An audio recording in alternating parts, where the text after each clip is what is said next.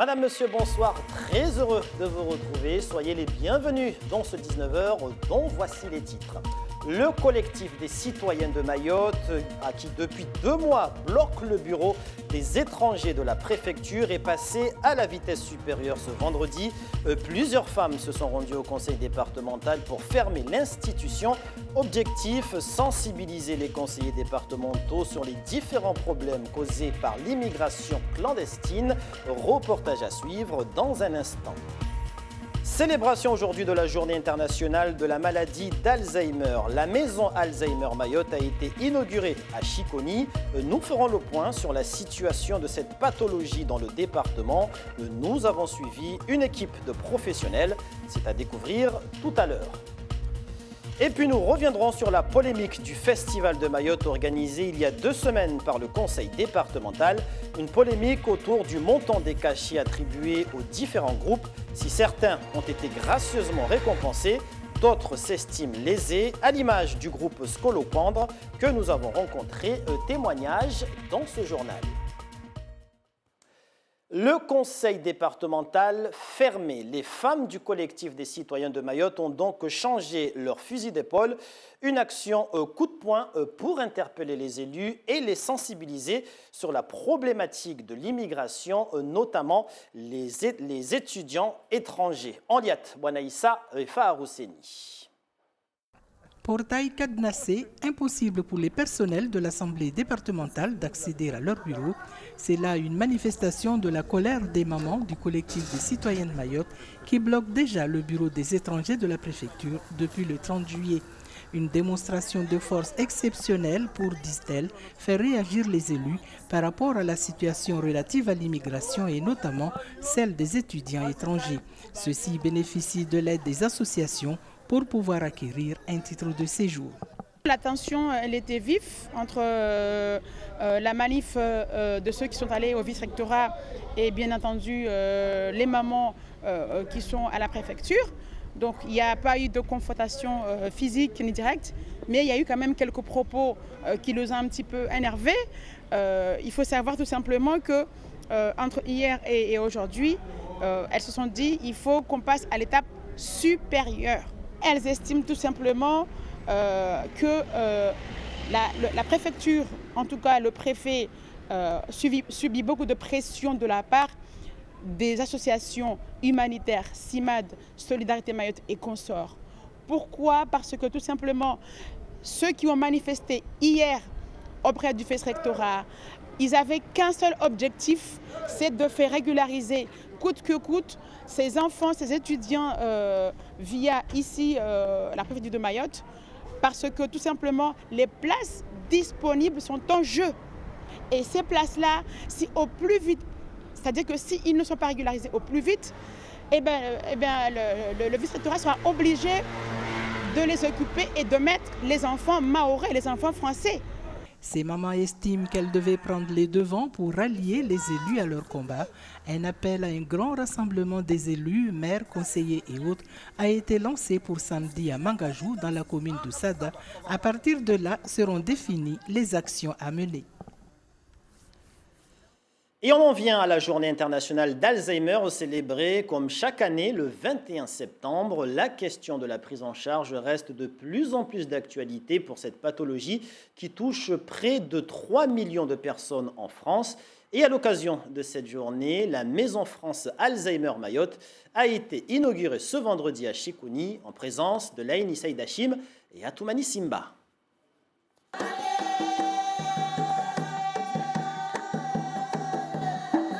C'est dans une ambiance festive que le groupe de chant traditionnel accompagne la cérémonie d'inauguration de la Maison France Alzheimer Mayotte.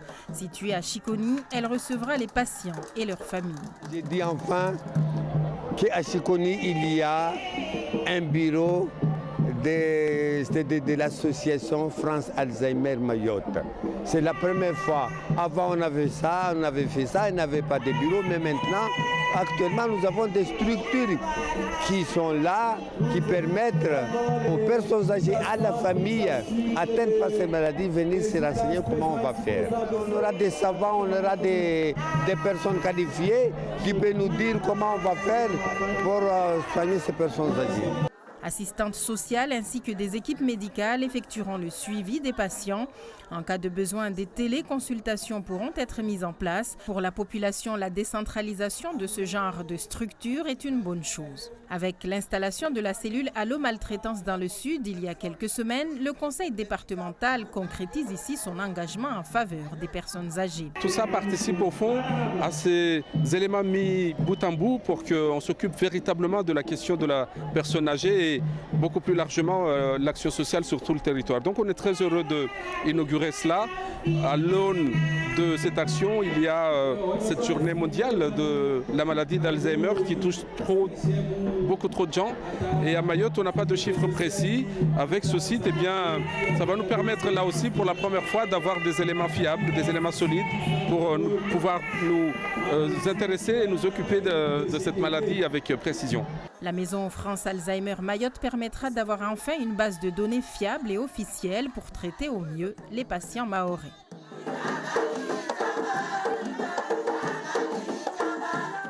Et à Mayotte, elles sont environ 500 personnes à souffrir de troubles comportementaux ou de perte de mémoire.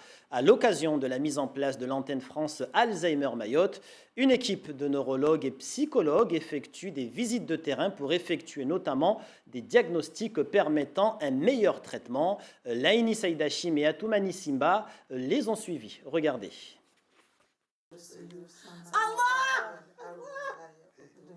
Des cris, des pleurs.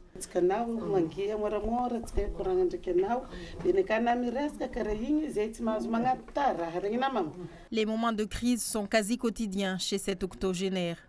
Il y a 2 ans, la maladie est apparue brutalement. Son état de santé s'est très vite dégradé. Aujourd'hui, ce sont les souvenirs de ses parents disparus qui occupent sa mémoire. Elle voit sa mère, donc on donne le chemin pour que sa mère place. D'accord, ok. Maman, Par moment, un petit instant de lucidité est détecté. L'équipe, composée de neurologues et psychologues venus de la Réunion et métropole, engage le dialogue. Bonjour, merci de nous accueillir chez vous, madame.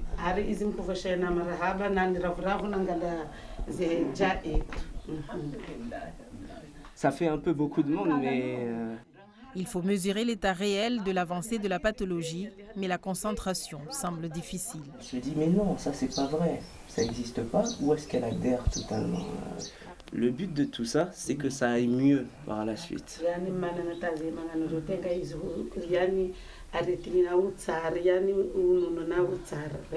Est-ce que vous pouvez me dire comment ça va au niveau de la mémoire en ce moment?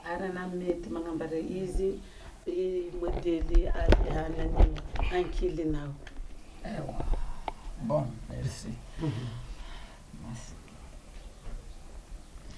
Fikirana kama Mungu usofu na mambo taratibu za mbele za tu. Sa famille l'accompagne chaque jour. Elles voient en cette visite un moyen de parler, de mettre des mots sur la souffrance de leur mère. Ça soulagerait les familles si quelques jours par semaine, par exemple, l'association peut nous venir en aide. On a des enfants, des maris, on doit suivre les études de nos enfants, les aider à faire leurs devoirs et il y a des demandes permanentes. Mais quand on a une personne âgée comme ça et qui a ce genre de problème, c'est compliqué. Il y a des demandes permanentes. C'est lourd parfois, mais elles ne se rendent pas compte de ce qu'elles font. Le travail effectué par France Alzheimer et le réseau Aloïs permet de faire le point sur la situation des patients à Mayotte et d'améliorer la prise en charge thérapeutique. Il n'y a pas de médicaments qui permettent de redevenir normal. Mais il y a énormément de choses à faire. Autant au niveau des médicaments, autant au niveau de la prise en charge qui est non médicamenteuse, que peu de gens connaissent. Et là, une des actions de ces visites est que les gens prennent conscience qu'il existe d'autres alternatives que les médicaments pour pouvoir aller mieux au quotidien. Dans une île où le sujet reste tabou, un gros travail doit être mené pour changer la représentation de la maladie. Il faut prendre les devants, il faut venir se renseigner. Au contraire, ça permettra d'alléger la charge de l'aidant et le patient se sentira mieux également. Au départ, pour être tout à fait franc, nos questions n'étaient pas forcément adaptées. Il a fallu comprendre, les patients nous aident à comprendre.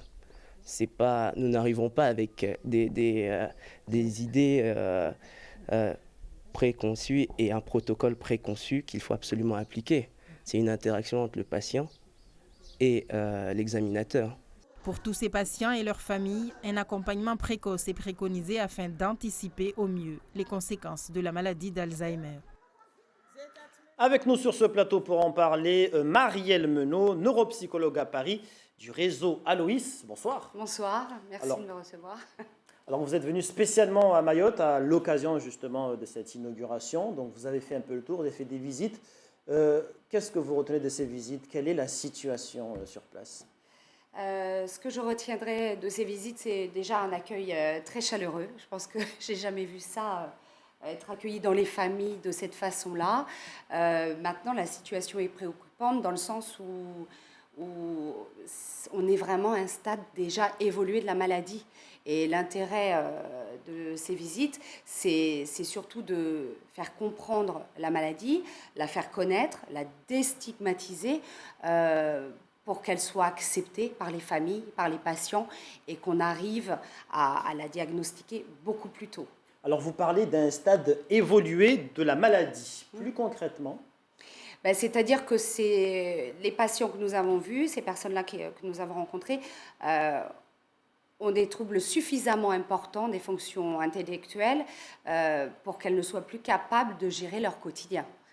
C'est-à-dire, gérer les comptes, c'est une chose, mais pouvoir se déplacer sans se perdre, pouvoir retenir des informations au quotidien. Donc, c'est plutôt une tendance à vivre dans le passé, à parler du passé, mais tout ce qui va être du quotidien n'arrive pas à s'enregistrer. Voilà.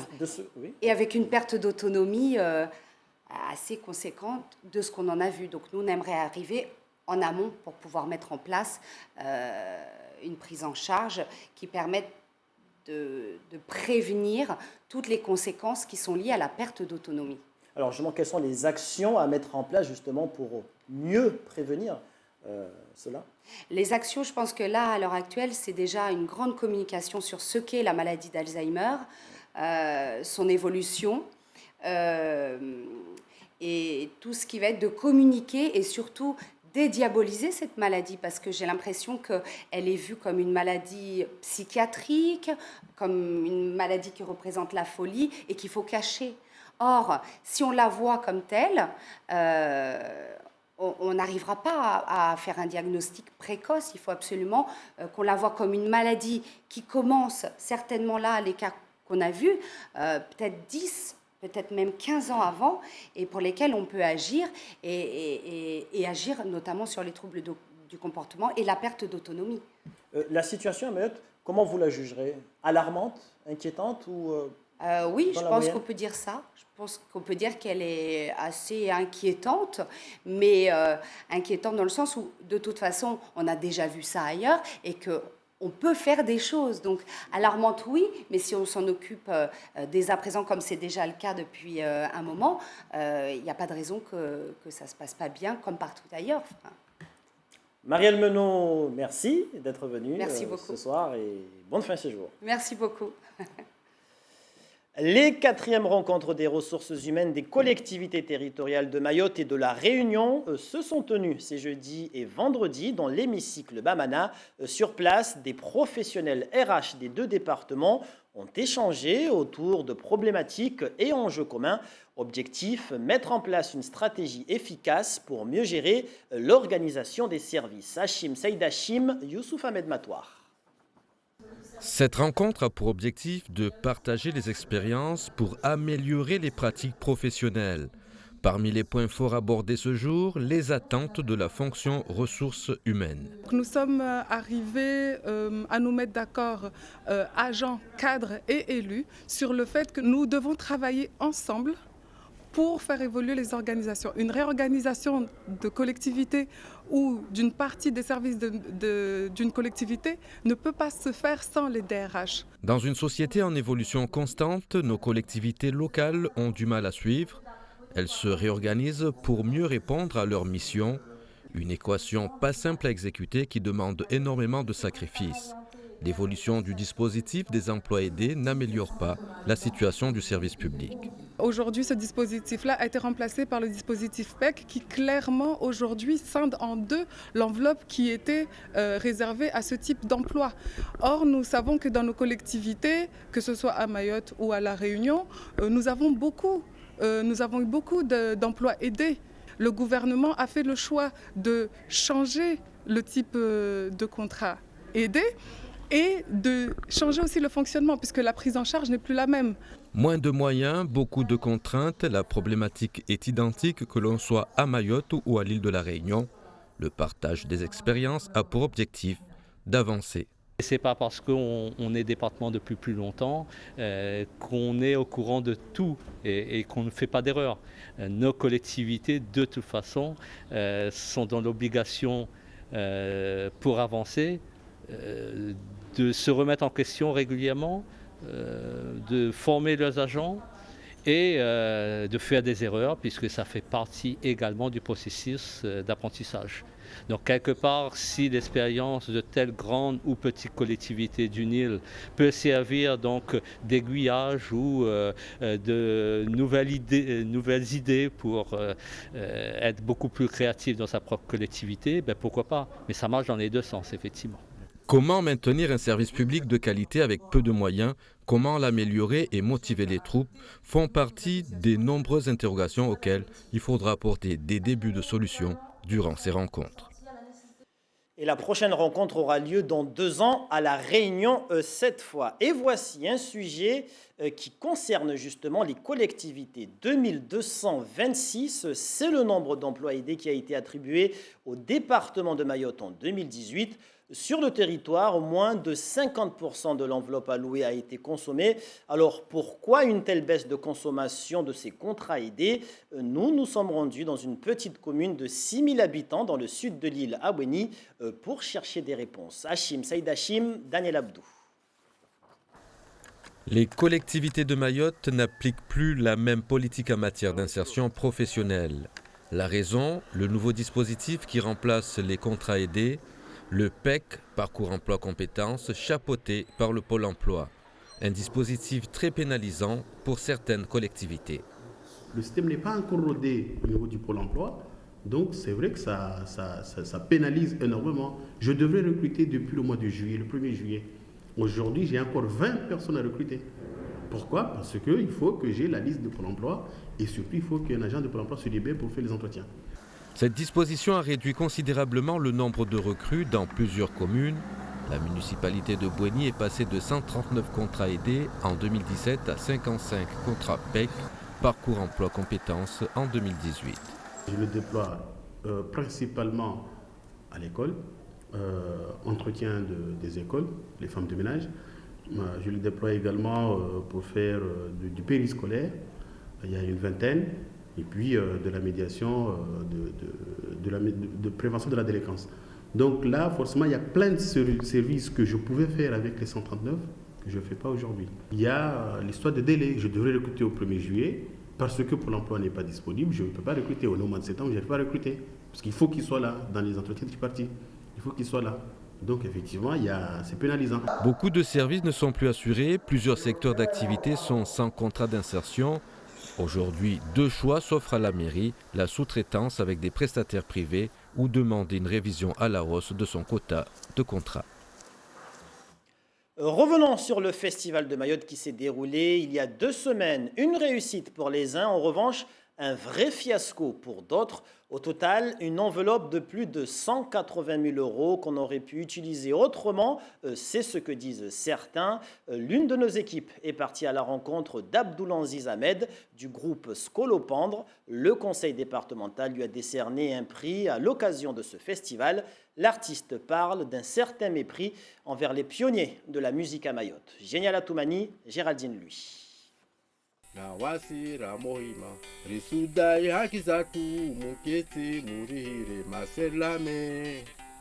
Quelque part dans le nord de l'île, c'est là que nous rencontrons Abdoulaziz, l'un des fondateurs du groupe Scolopendre, groupe de musique phare de la fin des années 70 à Mayotte. Nous sommes à Handrema Mangavalan, la place où Scolopendre répétait. Et maintenant, c'est devenu une place de volley parce qu'on ne répète plus. Pourquoi vous ne répétez plus? On ne répète plus parce qu'on n'a plus de matériel pour répéter. Et on n'a plus de courant non plus. On n'a plus les moyens de payer le courant. On nous a coupé le courant, donc on ne répète plus. Ils nous montrent donc ce qu'il reste de leur gloire d'antan. C'est devenu carrément une garde-manger. Vous voyez ce qu'il nous reste, il n'y a plus rien qui fonctionne là, tout est HS. Malgré tout, Abdoulaziz a tenté de reformer son groupe, mais Scolopendre n'est quasiment plus sollicité lors d'événements. Leur passé est tout de même récompensé lors du premier festival de Mayotte début septembre par cette plaque et un t-shirt.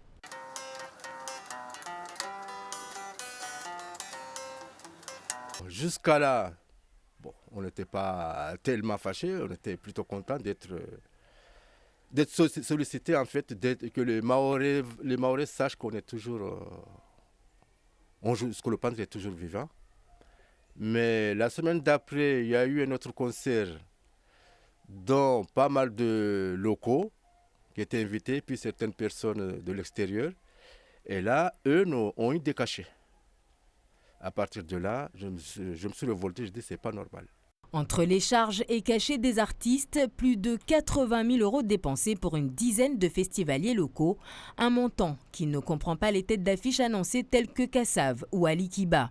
16 000 € par exemple pour Mickey Dash, une somme couvrant les 10 billets d'avion de son groupe malgache, en plus de leur hébergement, leur nourriture, ainsi que leur transport, nous fait savoir le chanteur, qui souligne autour de ces cachets une polémique stérile à la mahoraise.